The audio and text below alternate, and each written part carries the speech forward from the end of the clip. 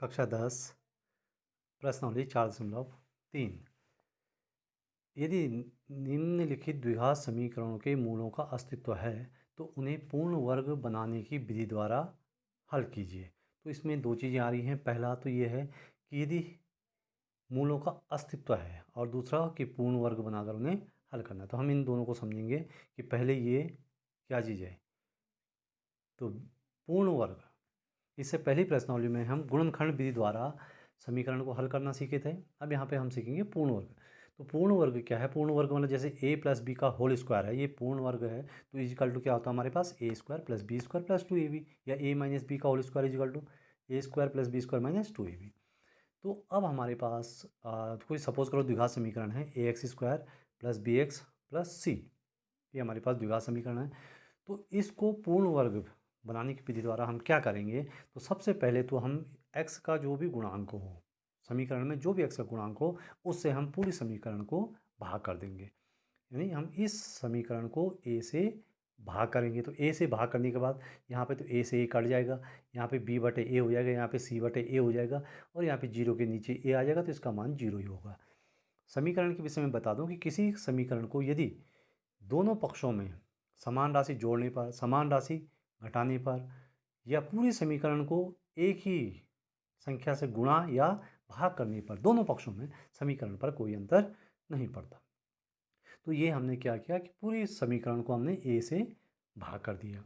तो भाग करने के बाद जो हमारा ये x के साथ आया है, x का गुणांक कितना है? b बटे a। तो पूर्ण वर्ग बनाने की विधि में हम क्या करेंगे कि समीकरण के दोनों पक्षों में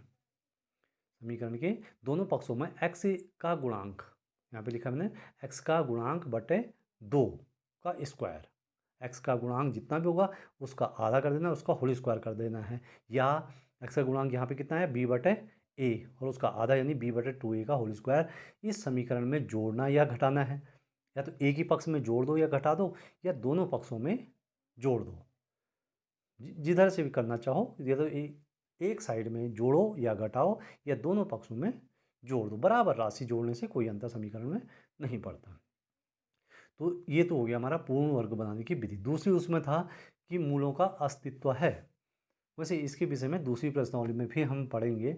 इसमें हल्का से इसका टच मैं बता रहा हूँ कि हमारे पास यदि द्विघात समीकरण है A X square plus B X plus C, तो इसमें हम तुलना करने पर ए बी और सी के मान निकाल लेते हैं। ए बी और सी के हम यहाँ से मान निकाल लेंगे, जो भी हमें समीकरण दी जाएगी। तो उस समीकरण के बाद यदि हम चेक करेंगे कि b square minus 4ac, b मतलब एक्स का गुणांक, ए मतलब एक्स स्क्वायर का गुणांक, और सी मतलब अचर पर, इनके गुणांकों का यानी बी स्क्वायर माइनस 4ac, जिसे हम विविक्त कर यानी डिस्क्रिमिनेंट भी कहते हैं, इसे हम डी बराबर ये होता है। तो यदि इसका मान 0 या 0 से बड़ा है तो इसके मूल वास्तविक होते हैं। यही मूलों का अस्तित्व है कि यहाँ पर हम कह देंगे कि इसके मूलों का अस्तित्व है। लेकिन यदि इसका मान 0 से कम हो जाएगा यानी ऋणात्मक में आएगा, तो इसका मतलब इसके मूलों का अस्तित्व नहीं है, काल्पनिक मूल है। इसको हम फिर डिटेल से अगली प्रश्नों में पढ़ेंगे। यहाँ पर इतना ही इसका टच था। अब आगे देखिए, इसके बाद द्विघाती सूत्र, इसमें हम अगली विधि जो पढ़ेंगे गुणनखंड करने की, वो हमारा होगा द्विघाती सूत्र से भी इस प्रश्नावली में। तो द्विघाती सूत्र क्या है? द्विघाती सूत्र भी इसी से शुरू होता है कि x बराबर minus b plus minus b square minus 4ac upon 2a। Minus b यानी x का गुणांक, और ये बी स्क्वायर माइनस 4ac अभी डिस्क्रिमिनेंट निकाल चुके हो, डी अपॉन 2a, a का मतलब x का गुणांक। तो इससे हम प्रश्नावली हल करेंगे। अब आते हैं हम प्रश्नों पे। देखिए, अब पहला प्रश्न है कि हाँ, इसको पूर्ण वर्ग बनाकर हल करना है। तो इसके 4 भाग हैं, 1 2 3 4। तो इसके 2 भाग मैं करा रहा हूँ, 2 भाग तुम्हें खुद देख लें। तो इसका पहला भाग लेते हैं। 2x स्क्वायर ऋण 7x धन 3 बराबर 0, ये है। तो पहली बात कि हमें ये चेक करना है कि इसके मूलों का अस्तित्व है या नहीं। यदि सीधे होता तो हल करो तो हम हल कर लेते, लेकिन मूलों का अस्तित्व हमें चेक करना है। तो यहाँ पर इसकी तुलना हमने A X square plus B X plus C से कर दी। तो ए मतलब 2, बी मतलब -7, और सी मतलब 3। तो ये आ गए हमारे ए बी और सी। तो हमने ये चेक कर दिया, बी स्क्वायर माइनस 4ac का मान कितना आया, बी का मान -7, ए और सी के मान, ये मान हम ब्रैकेट के अंदर इनको रखेंगे क्योंकि हो सकता है कि कहीं पर ये मान माइनस आ जाए, इसलिए हम ब्रैकेट के अंदर इनको रखेंगे। तो जब हमने इसको सॉल्व किया तो 7 7 49 और 4 दूनी 8 3 24, माइनस का 24, तो माइनस 49 में से 24 कम कर दिया तो प्लस 25 आया, तो 25 जीरो से अधिक है यानी धनात्मक राशि है, तो इसका मतलब मूलों का अस्तित्व है। तो पहला भाग इसमें हो गया कि यदि मूलों का अस्तित्व है, तो हमने चेक कर दिया कि मूलों का अस्तित्व है। अब हम इस सवाल को हल करते हैं। अब बात आई कि 2x² ऋण 7x धन 3 बराबर 0। सबसे पहला काम क्या करना था कि इसका जो भी गुणांक है उससे पूरी समीकरण को भाग दे दीजिए। तो 2 से हमने पूरे को भाग दिया तो 2 से 2 कट गया, 7/2 हो गया, 3/2 हो गया, 0 के नीचे 2, तो ये फिर भी 0 ही रहता है। तो भाग दे दिया, तो यहाँ पर x का गुणांक कितना आया, -7/2 या 7/2, क्योंकि वर्ग होना है उसने बाद में वही हो जाता है। तो x का गुणांक यानी 7/2, इसका आधा एक और 2 हमने यहाँ पे लिख दिया, कुल मिला के ये हो गया 7/4। तो इसको या तो एक पक्ष में जोड़ने या घटाने पर या दोनों पक्षों में जोड़ने पर, इसको किसी भी विधि से हम करेंगे। तो कितना आया, 7 सते 49 और बटे 4 चौको 16, यानी 49/16 हमने इस समीकरण के दो पक्ष हैं, एक पक्ष ये है और एक पक्ष ये है, तो दोनों पक्षों में 49/16 हमने जोड़ दिया। तो एक पक्ष में ये जोड़ दिया 49/16 और एक पक्ष में ये जोड़ दिया। इस 3/2 को भी हम इधर ले गए हैं, तो इसका चिन्ह हो गया ऋण 3/2। तो अब देखिए कि जो पहला वाला पद है हमारा, ये क्या हो गया, x² ऋण 7/2x धन, अब ये 49/16 है, ये किसका वर्ग होता है, 7/4, 7 सते 49, 4 चौको 16, इसका वर्ग हो गया। बाकी हम बराबर के उधर ले गए, हमने इसका लघुत्तम 16 ले दिया और इसको भी हल करना शुरू कर दिया। अब देखिए आगे, ये जो 3 पद होंगे हमारे पहले के, ये किसी न किसी का वर्ग अपने आप बनेगा, क्योंकि हमने वही मेथड ही वही अपना है। तो ये वर्ग किसका बनेगा, देखिए यहाँ पर एक तो इस संख्या को लिख देना है, एक दूसरा जो ये वाला है इसको लिख देना है, और बीच में चिन्ह इस संख्या का रखना है, यानी a² + b² - 2ab या a² + b² - 2ab। चिन्ह हम इसका देखेंगे जो बिना वर्ग वाला है, और वर्ग के लिए ये दोनों संख्या लिखेंगे। तो यहाँ से हमने x² का x लिख दिया, 7/4 लिख दिया और बीच में यहाँ का चिन्ह ले लिया माइनस। तो यानी कुल मिला के ये जो होल स्क्वायर बनेगा, ये होल स्क्वायर बनेगा x - 7/4। इसको तुम खोल के देख सकते हो कि x² a - b के होल स्क्वायर से इसको खोल कर देखा जा सकता है। तो बराबर बाकी जो इस साइड बचता है वो क्या बचा हमारा, इसको हमने सॉल्व कर दिया। ऊपर 49 में से 24 घटा के आ गया 25/16, और 25/16 फिर 25 होता है 5/4 का स्क्वायर, 5 का स्क्वायर 25, 4 का 16। तो हमारे पास जो बचा, अब ये बचा कि x - 7/4 बराबर 5/4 का स्क्वायर, दोनों साइड स्क्वायर हैं तो इसलिए हम स्क्वायर से स्क्वायर को काट सकते हैं। तो x -7/4 बराबर हो गया, क्योंकि ये स्क्वायर था तो इसलिए इसका माइनस भी होगा और प्लस भी होगा, प्लस माइनस 5/4, क्योंकि -3 का वर्ग भी 9 होता है और 3 का वर्ग भी 9 होता है। इसलिए जब 9 का वर्गमूल निकालते हैं हम, तो माइनस और प्लस दोनों का साइन लगता है। तो वही हमने यहाँ पे किया कि +5 और माइनस दोनों यहाँ पे चिन्ह हमने एक साथ लगा रखे हैं। तो अब देखिए, यदि हम पहला चिन्ह प्लस का लेते हैं, यहाँ पे पहला हम प्लस का चिन्ह ले रहे हैं, तो x बराबर कितना हो गया, 7/4 + 5/4, यानी 7 और 5 12/4, यानी आ गया हमारा 3। दूसरी बार यदि हम माइनस का चिन्ह लेते हैं तो x बराबर 7/4 ऋण 5/4, तो 7 में से 5 कम कर दिया, ये आ गया 2/4। तो इस द्विघात समीकरण के दो मूल क्या हो गए, 3 और 2/4, दो ही आने हैं इसके आंसर, तो ये दोनों हो गए इसके दो मूल। अब आते हैं इसके अगले भाग पे।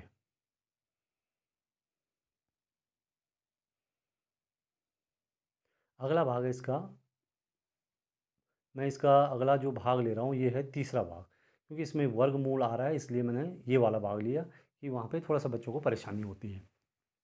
तीसरा भाग है 4x² धन 4√3x + 3 बराबर 0। फिर हमने इसकी तुलना कर दी, तो a का मान आ गया 4, b का मान आ गया 4√3 और c का मान आ गया 3। फिर मूल का अस्तित्व है कि नहीं है, इसके लिए हमने बी स्क्वायर माइनस 4ac कर दिया। तो b यानी 4√3, इसका जब हम वर्ग करेंगे तो 4 का वर्ग तो हो गया 4 चौको 16 और √3 का वर्ग होता है 3, तो इसका मान आ गया 16 तियाँ 48। और यहाँ से a का मान है 4, c का मान है 3, 4 चौको 16 तियाँ 48। तो 48 में से 48 हमने माइनस कर दिया तो 0 है, यानी 0 और बराबर जो हमने वहाँ पे कंडीशन रखी थी कि 0 और 0 से बड़े के लिए मूल हमेशा वास्तविक होते हैं, उनका अस्तित्व होता है, तो इसलिए इसके मूलों का भी अस्तित्व है और वैसे इसके मूल समान होते हैं इस कंडीशन में। अब आते हैं हम इसको द्विघाती सूत्र से हल करने की ओर। तो द्विघाती सूत्र फिर इसको हमने समीकरण दोबारा से लिख दी, 4x² प्लस 4√x प्लस 3 बराबर 0। पूरी समीकरण को 4 से भाग देना है क्योंकि हमें इसका x² का गुणांक हमेशा 1 बनाना होता है। तो 4 से भाग दिया,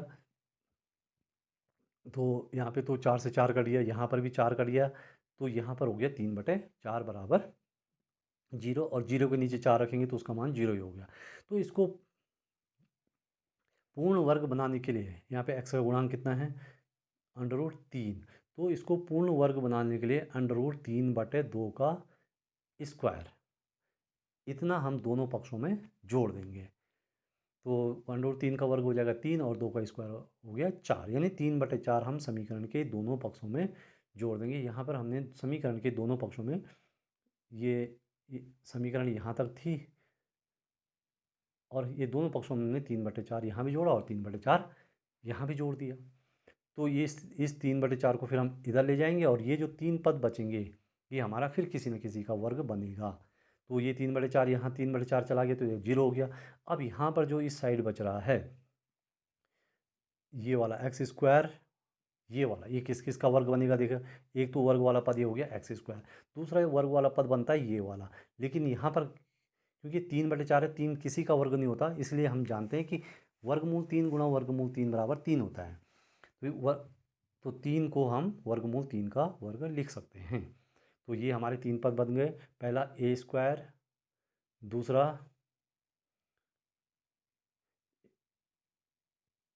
दूसरा b 2ab और तीसरा हो गया b² वाला पद। तो किसका वर्ग बना, यहाँ से हमने ये ले लिया x और यहाँ से ले लिया हमने 3/2 और बीच में चिन्ह इसका, यानी यहाँ पर जो हमारा था x वाला जो चिन्ह था ये चिन्ह प्लस का था, इसलिए हमने बीच में प्लस का साइन लिया है। तो यानी ये बना x प्लस √3/2 का होल स्क्वायर बराबर 0। तो अब ये 2 बार होल स्क्वायर का मतलब ये 2 बार है, तो 2 बार का मतलब कि इन दोनों को यदि हम लिखेंगे x प्लस √3/2 और x प्लस √3/2 बराबर 0, तो इसका जो x बराबर होगा तो क्या हो जाएगा माइनस वर्गमूल 3/2 और दूसरी बार भी वही आएगा। तो इसके जो दो मूल होंगे वो क्या, दोनों मूल क्या हो गए बराबर, इसके सेम मूल हो गए वर्गमूल 3/2 और वर्गमूल 3/2। तो ये हो गया सवाल नंबर 2। अब अगला सवाल है प्रश्न नंबर 2 है कि जो प्रश्न नंबर 1 है उन्हीं सवालों को द्विघाती सूत्र से हल करो। अब ये तीसरी विधि आ गई द्विघाती सूत्र। अब द्विघाती सूत्र से हम इनको हल करेंगे। मैंने वही 2 भाग जो उसमें करे थे उन्हीं 2 भागों को इस विधि से भी हल कर रहा हूँ, देख लीजिए अंतर कितना है। तो ये हम पहला भाग ले रहे हैं, 2x² ऋण 7x धन 3 बराबर 0। तो इसके लिए द्विघाती सूत्र क्या होता है, x बराबर -b plus minus b² minus 4ac/2a। इसको तुम पहले भी जानते हो। तो इनकी जब हमने तुलना करी तो a, b और c के मान निकाल गए, a बराबर 2, b बराबर -7 और c बराबर 3। तो b की जगह रख दिया -7, b² वही -7 का स्क्वायर और a और c, a का मान 2 और c का मान 3। अब चूंकि b का मान माइनस था, एक माइनस ऑलरेडी बाहर से भी था, तो ये दोनों माइनस जब मल्टीप्लाई होंगे तो ये प्लस बन गया। अब प्लस माइनस √7 का स्क्वायर -7 का स्क्वायर 49 और -4 निकालती हैं 24/4। 7 प्लस माइनस 49 में से 24 कम कर दिया 25। तो ये हो गया हमारा कुल मिला के कि 7 प्लस माइनस वर्गमूल 25/4। अब यहाँ पे क्योंकि दोनों चिन्ह एक साथ हैं तो इसलिए हम पहले धन का चिन्ह लेंगे। तो हम लिखेंगे कि प्लस चिन्ह लेने पर, तो प्लस चिन्ह हमने लिया तो 7 धन, क्योंकि यहाँ पे दोनों चिन्ह हैं तो 7 पहले हमने धन लिया, तो 7 धन 5/4 तो 12/4 यानी 3 हो गया। दूसरी बार में हमने माइनस का चिन्ह लिया है, तो माइनस का मतलब 7 माइनस 5 बटे 4। इसी चिन्ह को बदलना है, एक बार प्लस और एक बार माइनस। तो ये हल करके आ गया 1/2। तो इस समीकरण के दो मूल क्या हो गए, 3 और 1/2, जो कि हमारी पहली विधि से भी यही आए थे। अब जो भी विधि तुम्हें आसान लगे उस विधि से इन सवालों को करना सीखना है बस। अब अगला इसका वही वाला फिर मैं भाग ले रहा हूँ अंडर रूट वाला भाग। तो अंडर रूट वाला भाग जो है इसका a बराबर 4, b बराबर देखिए फिर वही 4√3 और c बराबर 3। फिर हमने लिख दिया कि माइनस बी का मतलब 4 वर्गमूल 3, फिर b का स्क्वायर 4a और c, इनके मान रख दिए अपॉन 2a, a का मान फिर वही 4 है। तो ये मान हमने रख दिए, इसको सॉल्व किया तो 4√3 का वर्ग, 4√3 का यदि हम वर्ग करेंगे तो 4 का वर्ग हो गया 4 चौको 16, और वर्गमूल 3 का वर्ग होता है 3। तो इसका मान आ गया 16×3 48, और 48 ही दूसरा भी हमारे पास। तो 48 से 48 कैंसिल हो गया, तो वर्गमूल के अंदर हो गया 0, यानी वर्गमूल के अंदर कुछ नहीं बचा, बाहरी बाहर है। तो बाहर है -4 वर्गमूल 3/8। तो 4 से हमने 8 काट दिया तो 4 दूनी 8 हो गया, तो वो माइनस वर्गमूल 3/2। तो इसके दोनों के दोनों जो मूल होंगे वो समान मूल होंगे, ऋण 3/2 और ऋण 3/2। चाहो तो यहाँ पे एक धन का चिन्ह और एक ऋण का चिन्ह ले लो, इसके बाद यहाँ 0 ही होना है, तो वहाँ से भी हम दिखा सकते हैं कि दोनों मूल अलग अलग हैं। अब आते हैं हम प्रश्न नंबर 3 पर। प्रश्न नंबर 3 भी यही है, गुणनखंड हल। इसको भी हल करना है, किसी भी विधि से हल कर लो। अब यहाँ पे इसमें विधि नहीं लिखी है। प्रश्न नंबर जो 3 है, प्रश्न नंबर 3, इसमें लिखा निम्न समीकरणों के मूल ज्ञात कीजिए। अब यहाँ पे विधि कोई नहीं दे रखी है। विधि तुम्हारे पास 3 विधियाँ हैं, गुणनखंड विधि, पूर्ण वर्ग बनाकर और द्विघाती से। जिस विधि से भी हल करना चाहो इनको हल कर सकते हो। तो ये है x ऋण 1/x बराबर 3।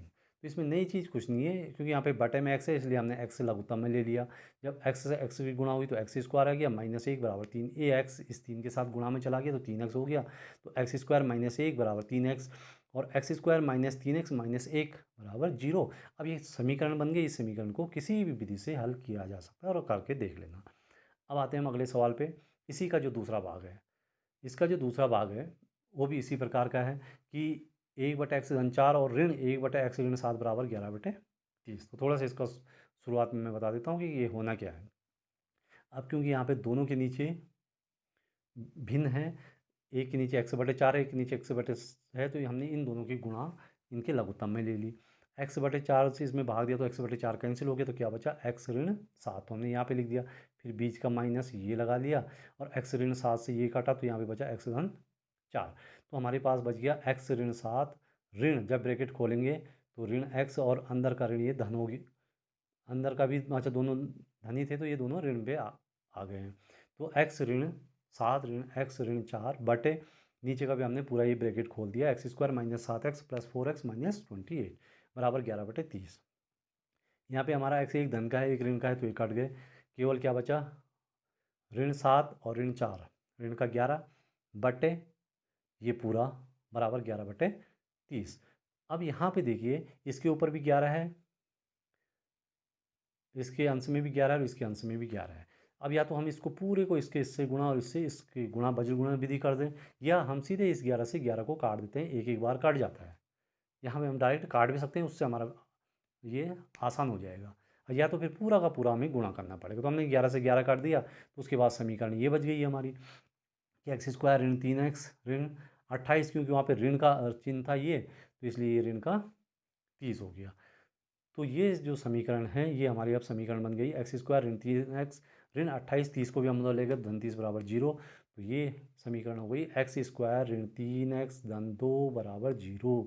अब इस समीकरण को किसी भी विधि से हल कर सकते हैं। अब आते हैं हम प्रश्न नंबर 4। अब ये इसके इबारती प्रश्न हैं, इनकी हमें पहले समीकरण बनानी है। प्रश्न नंबर 4 है, 3 वर्ष पूर्व रहमान की आयु वर्षों में का व्युत्क्रम और अब से 5 वर्ष बाद की आयु का व्युत्क्रम का योग 1/3 है, उनकी वर्तमान आयु ज्ञात कीजिए। 3 वर्ष पूर्व, अब हम पहले इसकी वर्तमान आयु मान लेते हैं। तो माना रहमान की वर्तमान आयु बराबर है हमारी x वर्ष। तो 3 वर्ष पूर्व क्या रही होगी, x -3, कम 3 वर्ष कम हो जाएगी और 5 वर्ष बाद 5 वर्ष जुड़ जाती है। तो पहले की आयु और अब की आयु, तो सवाल में कहा गया है कि 3 वर्ष पहले की आयु और 5 वर्ष के बाद की आयु का व्युत्क्रम का योग 3/4, व्युत्क्रम मतलब उसको हम बटे में लगा देंगे। व्युत्क्रम का मतलब x का व्युत्क्रम 1/x होता है, तो वैसे ही x ऋण 3 का व्युत्क्रम 1/x ऋण 3 और x धन 5 का व्युत्क्रम 1/x धन 5 बराबर 1/3। और इसी के ऊपर वाले सवाल की तरह फिर हम इसका लघुत्तम लेके इस सवाल को हल कर लेंगे। इसे कंप्लीट अपने आप कोशिश कर लेना। अब आते हैं हम प्रश्न नंबर 5 पर। प्रश्न नंबर 5 है इसका कि एक क्लास टेस्ट में सैफ अली के गणित और अंग्रेजी में प्राप्त किए गए अंकों का योग 30 है। 2 विषय हैं, गणित और अंग्रेजी, दोनों के अंकों का योग 30 है। तो पहले हम यहाँ यही सवाल साथ साथ में शुरू कर लेते हैं कि माना उसके गणित में अंक हैं x और तो अंग्रेजी में कितने हो गए, दोनों का योग 30 है, तो दूसरे का कितना हो जाएगा 30 ऋण x, उसमें से घटा देंगे। अब दूसरी लाइन में कहा जा रहा है कि यदि उसके गणित में 2 अंक अधिक हैं, एक्स थे तो एक्स धन 2 हो जाएंगे, और अंग्रेजी में 3 कम, तो जो अंग्रेजी के हो रखे हैं उसमें से हमें हम 3 कम मिले होते तो उसके अंकों का गुणनफल 210 होता। तो एक में 3 जोड़ दो और एक में 2 घटा दो, तो 2 जोड़ा तो एक्स धन 2 हो गया और 3 हमने इसमें घटाया तो 30 ऋण एक्स तो पहले था, ऋण 3 और कर दिया तो ये बन गया 27 ऋण एक्स। अब दोनों का गुणनफल एक्स धन 2 और 27 ऋण एक्स, दोनों का गुणनफल ये कहा गया है कि 210 है। तो आप ब्रैकेट खोल दें, 27x माइनस एक्स स्क्वायर, 27 दूनी 54 और माइनस का 2x बराबर 210। अब इस 210 को भी इधर ले आइए और इसकी एक समीकरण बन जाएगी। और तो ये समीकरण क्या होगी, माइनस एक्स स्क्वायर हमने पहले लिखा है क्योंकि एक स्टैंडर्ड होता है कि सबसे पहले ज़्यादा घात फिर कम घात, इस प्रकार से हम लिखते हैं। फिर ये है 27x ऋण 2x, ये बचा 25x और धन का 54 और 210 इधर आ गया तो ऋण का, तो इसको सॉल्व करके आ गया ऋण एक्स स्क्वायर धन 25x ऋण 156। अब चूंकि सबसे पहली संख्या में हमारे पास ऋण का चिन्ह है, इसलिए उसको ऋण हटाने के लिए हम क्या करते हैं कि ऋण हम सब में से कॉमन ले लेते हैं। तो जब कॉमन लेंगे तो सबके चिन्ह बदल जाएंगे, जो ऋण था वो धन और जो धन था वो ऋण। तो ये धन ऋण का था, ये धन हो गया, ये धन ऋण हो गया, ऋण का ये धन हो गया, तो इधर का जीरो का चिन्ह कोई भी बदल दो उससे कोई फर्क नहीं पड़ा। तो इसलिए हमारी समीकरण ये बन गई एक्स स्क्वायर ऋण 25x धन 156 बराबर 0। और इसके बाद इसे किसी भी तीनों विधियों में से किसी भी विधि द्वारा हल किया जा सकता है। अब आते हैं हम प्रश्न नंबर 6 पर। प्रश्न नंबर 6 है, एक आयताकार खेत का विकर्ण उसकी छोटी भुजा से 60 मीटर अधिक लंबा है। यदि बड़ी भुजा छोटी भुजा से 3 मीटर अधिक हो तो खेत की भुजाएं ज्ञात कीजिए। अब ये एक आयत है, ये आयत बना रखा है, तो आयत का हमें छोटी भुजा दे रखी है, ये छोटी भुजा मतलब इससे चौड़ाई होता है और बड़ी भुजा हो इसकी लंबाई हो गई। तो हमको छोटी भुजा दे रखी है, हमने मान लिया वो एक्स है। अब वो बोल रहा है कि उसका विकर्ण उससे 60 अधिक है। विकर्ण ये आयत का विकर्ण होता है, तो एक्स धन 7 हो गई, और बड़ी भुजा मतलब उसकी लंबाई हो गई उससे 30 अधिक, तो एक्स धन 30। अब कोई भी आयत है तो आयत क्या होता है कि प्रत्येक कोण आयत का समकोण होता है, और विकर्ण है तो यानी एक जो विकर्ण है इसको 2 समकोण त्रिभुजों में तोड़ देता। तो अब ये समकोण त्रिभुज का हमारा सवाल बन गया। समकोण त्रिभुज है तो पाइथागोरस प्रमेय इसमें लग जाएगी कि विकर्ण का वर्ग बराबर छोटी भुजा का वर्ग धन बड़ी भुजा का वर्ग, ये हमने इसमें लगा दी। विकर्ण का मान रख दिया एक्स धन 60, छोटी भुजा रख दी एक्स, बड़ी भुजा रख दी एक्स धन 30, और उसके बाद हमने इसको सॉल्व कर दिया, ब्रैकेट खोल दिया, एक्स धन 60 का वर्ग कर दिया, एक्स स्क्वायर 60 का वर्ग हो गया 3600 प्लस 2ab 60 दूनी 120। इसी प्रकार एक्स स्क्वायर तो अपनी जगह पे आ गया, इसका फिर हमने होल स्क्वायर खोल दिया, एक्स का एक्स स्क्वायर 30 का स्क्वायर हो गया 900 और 30 दूनी 2ab में 60। अब इन सबको हम एक साइड ले गए और जो जुड़ और घट रहा है वो घट के ये हमारी जो समीकरण बन गई, ये समीकरण हमारी इस प्रकार बन गई कि एक्स स्क्वायर ऋण 60x माइनस 2700। अब इसे फिर तुम किसी भी विधि द्वारा स्वयं हल कर सकते हो। अब आते हैं हम प्रश्न नंबर 7 में। प्रश्न नंबर 7 देखिए, प्रश्न नंबर 7 है, दो संख्याओं के वर्गों का अंतर 180 है। दो संख्याएं हैं, अब उनका वर्ग है तो 180 है। छोटी संख्या का वर्ग बड़ी संख्या का 8 गुना, क्योंकि अब इसमें दोनों वर्गों की बात कर रहे हैं तो इसमें हम 2 चर राशि से ये सवाल ज़्यादा आसान बैठेगा। तो माना हमने बड़ी संख्या ले ली x और छोटी संख्या ले ली y, दोनों संख्या के वर्गों का अंतर 180 है। वर्ग मतलब x का वर्ग हो गया x वर्ग और y का y वर्ग, दोनों का अंतर अंतर मतलब -180 है। दूसरी शर्त वो बोल रहा है कि छोटी संख्या का जो वर्ग है वो बड़ी संख्या का 8 गुना है। छोटी संख्या हमने y मान रखी है तो y का वर्ग x का 8 गुना 8x हो गया। तो अब देखिए यहाँ पे वाई स्क्वायर बराबर है 8x, तो जो इस समीकरण में वाई स्क्वायर था यहाँ पर हम 8x रख देंगे, तो ये क्या बन जाएगा एक्स स्क्वायर माइनस 8x और बराबर 180, वही सेम रहा। तो ये हमारी जो समीकरण थी ये इस प्रकार बन गई, x square minus 8x minus 180 बराबर 0। अब इसको किसी भी विधि से हल किया जा सकता है, चाहे तो आप पहली गुणनखंड वाली से भी कर सकते हैं कि 180 के 2 टुकड़े करें जिनको घटा के 8 आए, या किसी भी विधि से किया जा सकता है। चलिए अब प्रश्न नंबर 8 लेते हैं। प्रश्न नंबर 8 है कि एक रेलगाड़ी समान चाल से 360 किलोमीटर की दूरी तय करती है। दूरी हमको दे रखी है। यदि यह चाल 5 किलोमीटर प्रति घंटा अधिक, यदि चाल बढ़ गई तो जल्दी चली जाएगी वो, तो उसे 1 घंटे कम समय में पूरा कर लेती है। तो रेलगाड़ी की चाल ज्ञात कीजिए। अब हमें चाल निकालनी तो हम उसकी चाल ही मान लेंगे कि माना रेलगाड़ी की चाल बराबर x किलोमीटर प्रति घंटा, ये हमने चाल मान ली। तो चाल बराबर, हम चाल का सूत्र जानते हैं कि चाल बराबर होता है दूरी बटे समय। तो समय बराबर क्या होगा, तो समय और चाल आपस में इंटरचेंज हो जाएंगे, तो समय बराबर हो गया दूरी बटे चाल, ये हमारे पास फॉर्मूला बन गया।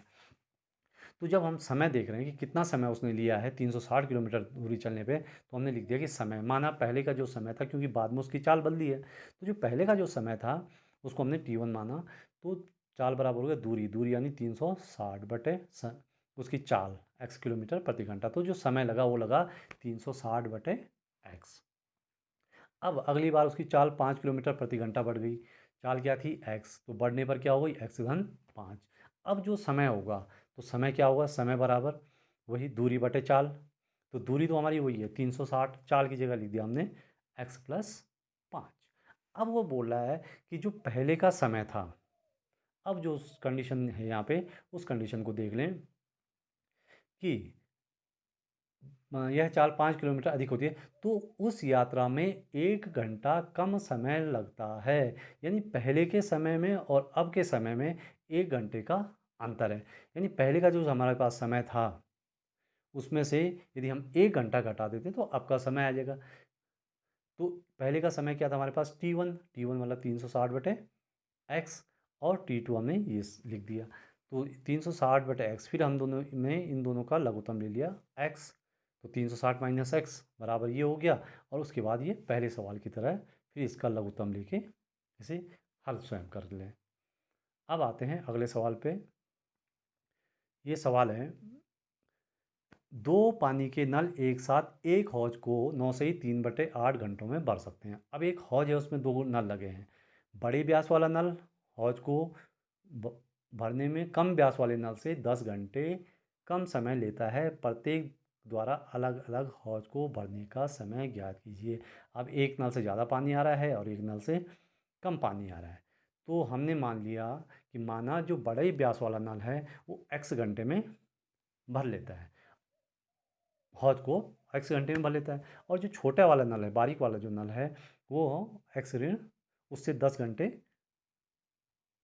बड़े व्यास वाला जो नल है, छोटे व्यास, अच्छा हाँ, एक मिनट, हाँ, ये छोटे व्यास वाला, हमने छोटे व्यास वाला माना, छोटे व्यास वाला x घंटे में भरता है, तो बड़े व्यास वाला उससे 10 घंटे कम, मतलब वो जल्दी भरेगा क्योंकि ज़्यादा पानी आ रहा है, तो x ऋण 10 घंटे में उसको भर लेता है। अब देखिए यहाँ पे कि छोटे नल द्वारा 1 घंटे में कितना भाग भरेगा, तो 1 घंटे में तो भरता है वो 2, बड़े छोटे व्यास वाला नल x घंटे में उसको पूरा भर लेता है, तो 1 घंटे में कितना भरेगा 1/x भाग, क्योंकि हम 1 घंटे का निकालें तो वो बटे में होगा, और बड़ा नल पूरे को भरता है x ऋण 10 में, तो उसका 1 घंटे में कितना भरेगा 1/x ऋण 10। सपोज करो कि कोई आदमी किसी काम को 2 दिन में पूरा करता है, 2 दिन में वो किसी काम को पूरा करता है, तो एक दिन में कितना करेगा, तो एक दिन में वो उसका 1/2 भाग करेगा, फिर अगले दिन वो उसका 1/2 भाग करेगा, तो पूरा भाग हो गया 2 दिन में। तो 1 का निकालने के लिए हम उसको बटे में ले जाते हैं। तो यही हमने यहाँ पे किया कि 1 घंटे का भाग उसका 1/x हो गया, इसका 1 बटे ये हो गया। तो दोनों नल 1 घंटे में कितना भरेंगे, दोनों को हमने जोड़ दिया है कि 1/x धन 1/x ऋण 10। ये हमने लघुत्तम लेके इसको ये जोड़ दिया है। पहले प्रश्न में भी जोड़ चुके हो, यहाँ पे करके दिखा रखा है। अब दोनों नलों को एक साथ खोला गया है। कितना, 9 सही 3/8 यानी 75/8 घंटे में दोनों नलों को भरा गया। तो अब 1 घंटे का तो हमें पता है, तो हमने 75/8 घंटे का निकालना है, तो उसको 75/8 से गुणा भी कर देंगे। जो ये हमारी संख्या आई थी 2x ऋण 10/x² ऋण 10, इसको हमने 75/8 से गुणा कर दिया। तो इसको गुणा करने के लिए हमने फिर क्या किया कि या तो 75 से इसको और 8 से इस प्रत्येक पद को गुणा कर लो, थोड़ा सा लंबा बैठता है। इससे अच्छा हमने क्या किया कि इस 75/8 को हम इधर ले गए। जब गुणा बराबर के उधर जाएगा तो भाग में बदल जाता है, तो हो गया 8/75। तो ये हो गया। अब हम इस 75 की इससे गुणा और इस 8 की इससे वज्र गुणा कर दी, तो ये हो गया 150x माइनस 75,750 बराबर 8x² माइनस 80x। तो इस प्रकार हमने इसको फिर एक साइड ले गए सबको, तो -x², ये सब एक साइड चला गया। एक साइड जाने के बाद अब हमारी जो समीकरण बनी ये है -8x² प्लस 230x माइनस 750। अब यहाँ पर देखिए, क्योंकि सब में 2 का भाग जा रहा है तो हमने -2 कॉमन ले लिया। -2 कॉमन ले लिया तो ये बचा हमारी समीकरण 4x² माइनस 115x और प्लस का 375। अब इसके फिर अब गुणनखंड करने हैं। अब इसके गुणनखंड किस विधि से करोगे, सबसे आसान विधि जो मुझे लगती है वो तो गुणनखंड विधि है। मैं उस विधि से इसको कि आसानी से जो हम इसके टुकड़े कर सकते हैं वो देख लीजिए। तो गुणनखंड विधि में क्या करेंगे, हम 375 को 4 से गुणा करेंगे। ax² प्लस bx प्लस सी वाला याद आ रहा होगा, तो a और c की गुणा कर दिया हमने, तो 4 गुणा 375। अब इसके 4 गुणा 375 के 2 टुकड़े करने हैं जिनको जोड़ के 115 आए, और गुणा करके तो 4 गुणा 375 आएगा ही। तो इसके लिए हमने क्या किया कि 375 और ये था, तो हमने किया कि 4 तो अपनी जगह पे है, 375 के गुणा इसमें क्योंकि 5 का भाग जाता है तो 5 गुणा 75 हो गया। फिर 75 के टुकड़े कर दिए 15 गुणा 5। अब देखिए कि यदि हम 4 पंजे 20 पंजे 100, एक टुकड़ा ये हो गया 100 का और एक टुकड़ा ये हो गया 15 का। तो हमें कितना चाहिए था 115, तो 115 को हमने क्या लिख दिया 100 धन 15 लिख दिया। अब 100 धन 15 लिख दिया धन 375, तो अब हमारे ये 3 के फिर 4 पद बन गए। तो इसको खोला हमने तो -100x हो गया, फिर ये माइनस यहाँ पे भी माइनस का 15x हो गया, धन का 375 हो गया। अब इस सवाल को मैं पूरा करके दिखाऊंगा क्योंकि इसमें एक कंडीशन और आगे आ रही है, इसलिए इस सवाल को पूरा करके दिखा रहा हूँ मैं। तो यहाँ पर हमारी ये जो x ऋण 25 और x ऋण 25 फिर दोनों में कॉमन आया, तो हमने इसको फिर x ऋण 25 कॉमन लिया, तो अंदर बचा 4x ऋण 15। अब देखिए यहाँ तक तो क्लियर है, पहले भी कर चुके हो। अब यहाँ पे इन दोनों को गुणा करके 0 आ रहा है, तो निश्चित है एक संख्या 0 होगी। तो यदि x ऋण 25 बराबर 0 तो x का मान आया 25, और यदि 4x ऋण 15 बराबर 0 तो 4x बराबर 15, तो x बराबर हो जाएगा 15/4। अब x के 2 मान आए, x क्या है, हाँ पाइप द्वारा लिया गया समय था, तो एक समय आया 25 और एक समय आया 15/4। अब वो बोल रहा है कि छोटे पाइप, यदि हमने छोटे पाइप द्वारा लिया गया समय है, तो छोटे पाइप द्वारा लिया गया समय बराबर क्या आया हमारा 15/4 भी आया और 25/4 भी आया। तो वो बोला कि बड़े पाइप द्वारा उससे 10 घंटे कम समय लिया जाता है, तो हम बड़े पाइप का समय निकालते हैं। तो पहला यदि समय 15/4 है तो उसमें से हम 10 घंटे घटाते हैं, तो जो बड़े पाइप द्वारा आ रहा है हमने लघुत्तम 4 लिया, तो 15 ऋण 10 चको 40/4 बराबर आया माइनस का 25/4। दूसरे पाइप का समय आ रहा है माइनस में, तो समय कभी माइनस होता नहीं है, इसलिए हमारा जो ये पहला वाला उत्तर है ये उत्तर गलत बैठ जाता है, क्योंकि इसमें समय ऋणात्मक आ रहा है। अब हम इसका दूसरा वाला भाग लेंगे 25 घंटे, क्योंकि x का दूसरा मान आया था 25, ये x का दूसरा मान 25 आया, तो हम x की जगह 25 रख देंगे, तो 25 ऋण 10, तो दूसरे पाइप का उत्तर आ गया हमारा 15 घंटे। बस यहाँ पे थोड़ा सा एक चीज़ देखने वाली थी।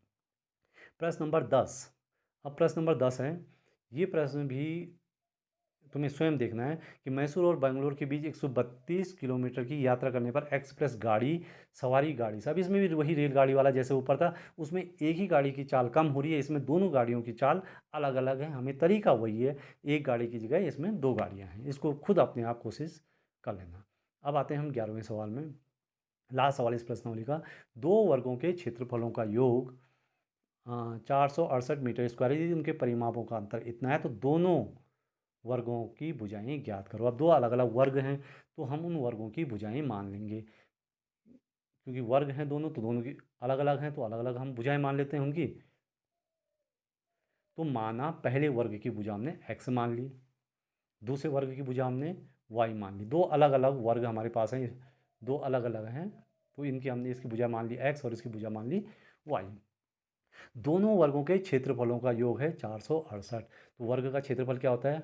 भुजा का वर्ग या x गुणा x। तो पहले का जो वर्ग है वो हो गया x स्क्वायर क्षेत्र है, और दूसरे का क्षेत्रफल हो गया y गुणा y यानी वाई स्क्वायर। तो x square plus y square बराबर 468। पहले से हमारी ये समीकरण बन गई। दूसरा वो बोला उनके परिमापों का अंतर 24 है। तो परिमाप क्या होता है?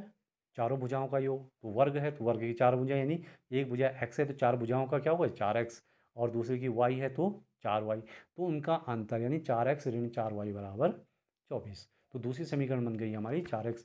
अब इनमें 4 का भाग जा रहा है तीनों में, तो 4 एकम 4, 4 एकम 4 और 4 छके 24। दूसरी समीकरण बन गई x ऋण y बराबर 6। तो इस समीकरण से हमने x अपनी जगह पर ले गए और y को हम इधर ले गए। तो x बराबर हो गया हमारा 6 धन y। अब ये जो x है, इस x को हम समीकरण एक, जो हमारी समीकरण एक बन रखी है, वहाँ पर हम x का मान रख लेते हैं। समीकरण एक ये बनी थी हमारी कि एक्स स्क्वायर, इस x की जगह हम ये वाला x रख देंगे, तो जब इसका स्क्वायर होगा तो 6 धन y का स्क्वायर हो जाएगा, बाकी और कुछ नहीं है। तो ये एक्स स्क्वायर की जगह हो गया 6 धन वाई का स्क्वायर, धन वाई स्क्वायर धन 468। अब ये a plus b whole square से हमने खोल दिया। 36 प्लस वाई स्क्वायर बोले 6 दूनी 12 वाई स्क्वायर, ये वाई स्क्वायर अपनी जगह पर आ गया बराबर 468।